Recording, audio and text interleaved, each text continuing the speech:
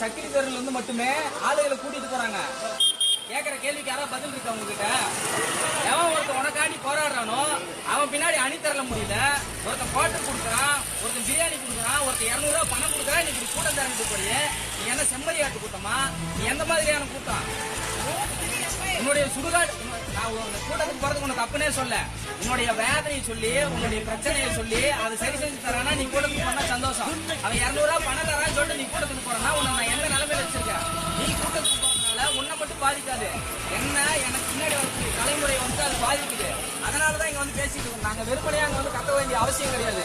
இது எந்த அளவுக்கு போனாலும் சரி, அதிமுகன்னு சொல்லல, அதிமுக மட்டுமே தாக்கல, திமுக கட்சிக்காரனா இருந்தது சரி, அதிமுக கட்சிக்காரனா இருந்தது சரி, 200 ரூபாய் பணத்துக்காண்டி கூட்டத்துக்கு போறீங்க, இது நல்லா இருக்கா?